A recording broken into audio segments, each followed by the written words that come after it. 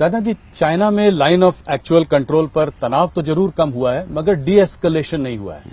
तो क्या ये हार्श डिस्कलेशन भी हुआ है, बहुत सारे पॉइंट्स पर डिस्कलेशन भी हो गया है, ऐसा नहीं है। और आपने देखा होगा कि इधर चाइना का भी एक स्टेटमेंट था, चाइना ने भी कहा कि भारत के साथ जो एलएसी पर जो थोड़ी तनावपूर्ण स्थिति बनी थी उसको भी सामान्य करना चाहते हैं।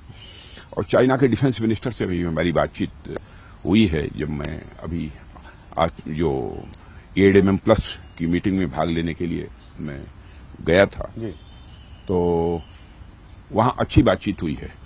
उन्होंने कहा कि साहब हम तो अभी चाहते हैं कि बल्कि एलएसी के ऊपर मिलिट्री टू मिलिट्री भी लगातार यह बातचीत चलती रहे ताकि किसी भी प्रकार की तनावपूर्ण स्थिति लाइन ऑफ एक्चुअल कंट्रोल पर पैदा न होने पाए। उन्होंने भी इच्छा व्यक्त की है। तो ये बड़ा डेवलपमेंट है, मतलब चाइना को हम ट्रस्ट कर सकते हैं कि यहाँ पर कहा है उन्होंने कहा है और हमने उस पर सहमति भी व्यक्त की है। क्योंकि एक बात जब मैं संघाई कोऑपरेशन ऑर्गेनाइजेशन की बैठक में चाइना गया था फिलहाल, तो अलग से भी हमारी वहां के डिफेंस मिनिस्टर से बात हुई थी।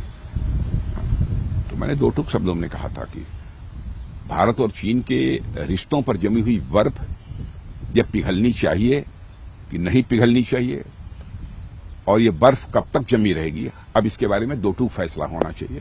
और मैंने उनसे यह भी अनुरोध किया था कि मैं चाहूंगा कि हमारे एक्सलेंसी प्रेसिडेंट चाइना को भी इस मैसेज को कन्वे करें।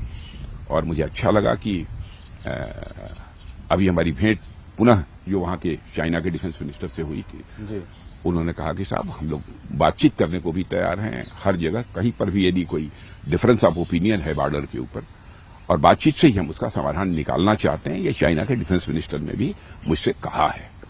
तो मतलब बातचीत से लग रहा है कि कॉन्क्रीट स्टेप्स आगे हो सकते हैं। होना चाहिए।